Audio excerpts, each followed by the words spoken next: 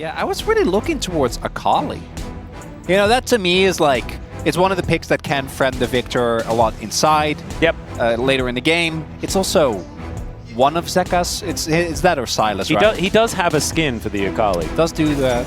Did do that a couple of years ago. And there's the Poppy we were talking about. I think that this is not necessarily the most Poppy value because... As there is the Leona, always going to feel a little dicey playing into the Poppy, but it's Ash Leona, right? Like the amount you can still press R. You can press R, and you can follow up. The amount of setup that's here is great. I do...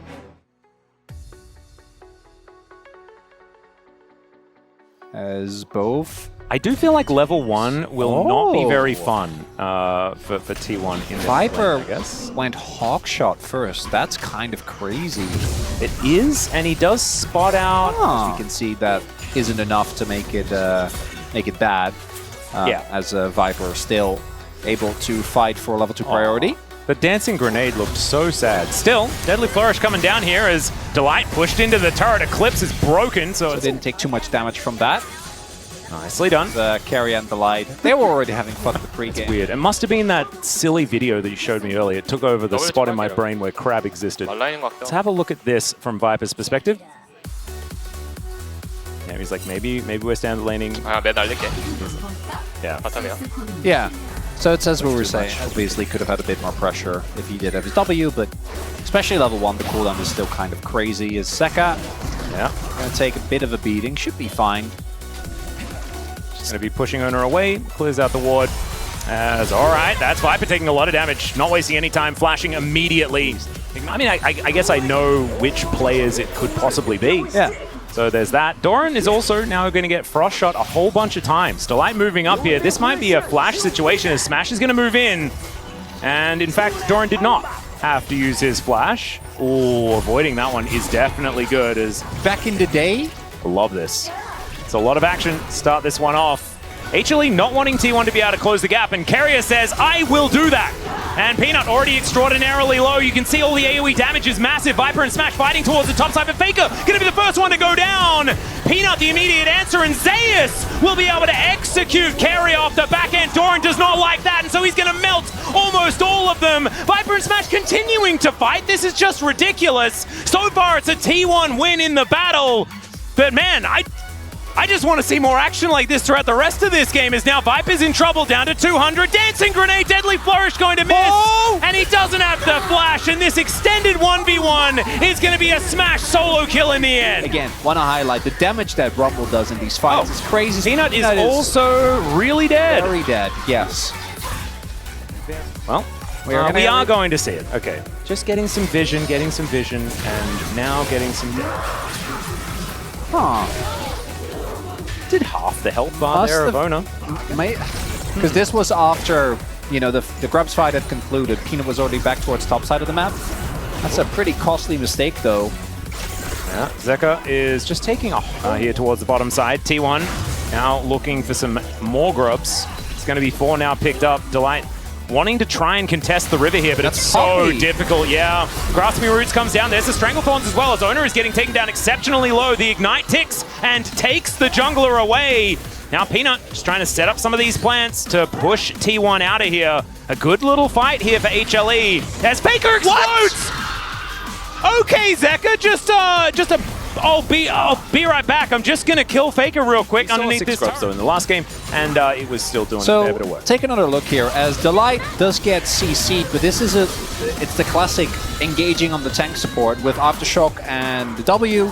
Eclipse, Delight actually can take a ton of damage, and then Zyra does do her job, able to land everything. As we take another look here, so Faker has gone for Airy, which obviously really good, very impressive early in lane, but not quite as strong as these long extended trades. And then here, just completely caught off guard. And wow.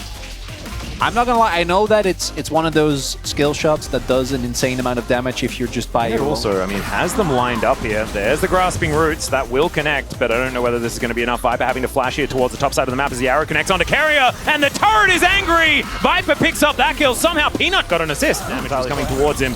Faker now looking for some revenge against Zeker as the Chaos Storm flies down. He gets speared though, and there's the spiraling despair. Always be on cooldown here in this mid lane is now Peanut.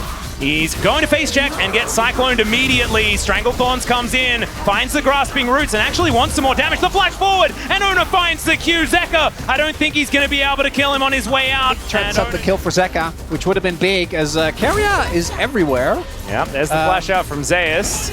Don't know whether it's going to keep him completely alive, but let's see what's going to happen. The ulti knocks him up, and he gets the shield, and looks like Doran not willing to tank too much more of this turret, so they'll love to see as we take another look here. This is it's what we talked about Viper doing the thing, crucially able to get out of the chain, get the arrow, and the moment you get CC'd. And Keria was so close to actually getting the stun off the heroic. He didn't get it into the turret, that is the big deal. Yeah, which is why he was able to do, and then here, good flash. Yeah, but I'm also pretty sure Peanut could have just walked it. And then at least... And so the teleport's come through from Doran. Okay, he's going to show up. They want to fight for this, but that is going to be the Herald coming on through. Zeus looking to try and start this one. Has already broken it up as the equalizer. It goes down. Zeker taking so much damage. He shouldn't be there. And that's 2 wiped out already. Viper is free hitting, but the Chaos Storm is so dangerous. And Smash is over the wall. They have nowhere to go. They're in the blender, and that means a triple kill for Faker. Zeus. Not the end of the line yet for Hanwha. Their team fighting does remain quite strong. Their poke is good. Yep, they've certainly got some tools. The sieging capabilities are there with people like Zeker. As okay, Equalizer just going to be thrown on top of Peanut, and the spiraling despair is exactly that for Doran. He just gets wiped out. Zeker going to grab that kill, and there's no response here for T1 so far. As it looks like positioning around the dragon is what we're fighting for. Zeus looking for an angle, but there's a cyclone from Ona. Peanut going to explode. Gets destroyed by Smash, and now we'll see whether Zeus can find some kills. Gets one onto the monkey, wanting to charge up that Q, but doesn't quite get there. Zeker and Viper, a fair bit of damage, and Delight's moving in to be that front line. 3 versus 3 now in the fight, but the stun from the gravity field is massive. Look at these Qs though, but here is Smash with that curtain call, and Delight doesn't seem to really notice. Keria dives forward. Somehow Delight's still alive. Avoids the deadly flourish, but that's Zeker having to flash away, and it's not enough. Viper, can he do it? The answer's no. Gets popped like a balloon. Cluster Summer and MSI. As Delight is, I think, probably in trouble. Depends on owner. He doesn't want to commit the ult, which I think is fine. Well, the arrow connects here onto Keria. For best mid thus far, has not had a great LCK Cup. It's Faker and Showmaker. Deadly flourish, and no grasping roots. Has to flash immediately, and the bullet going to tag him. He's dead already. And so HLE, not a lot of options. Peanut standing right next to this control ward that is outside of the brush. It's very, very cute. Arrow going to be sailing towards the top side of the map. Let's see whether it can... No, it can't.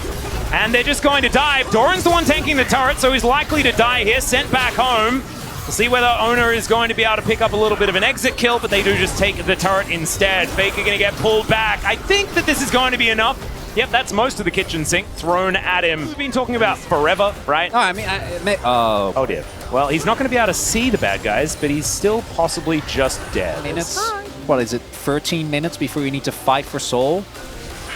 Well, Delight is possibly in trouble, as there's another deadly flourish. Beautifully placed. The equalizer will mean that Delight is dead. The arrow just sails by, and Faker goes golden to keep himself alive. The all-out, though, is now he has to 1v1 against Zeus. Keeper's Verdict gets rid of the Ashe, though, so can't be offering the extra damage, and Zeus has to flash away. In the meantime, there is a battle on the other front, as that is not the correct Wukong. And HLE, there is only one on the floor right now, but T1... A man with a dream and a mission. And again, a lot of ults are out. They have good poke. Yeah, this Baron is so incredibly low. It is going to be secured here by Ona. Deadly Flourish just barely avoided by Viper was nicely done, but his don't have very much damage, and Doran is just flashing in. Peanut in so much trouble, and yeah, between a rock and a hard place doesn't really do it justice. There's 2 on the floor already. Another beautiful gravity field position there as Zeus is just going to be stunned up and burnt down. Delight goes as well. It's a double for Owner off the back end of that, and with 5 men standing, T1 are going to march down the mid lane, utilize this brand new Baron buff, and send us to a game number 3. T1, after a very lackluster game number 1, strike back with some amazing team fighting. That mid-jungle duo is going to be looked at, but even Doran on the rumble, earning the prio on that pick. Oh, yeah. Through and through in this one, and Atlas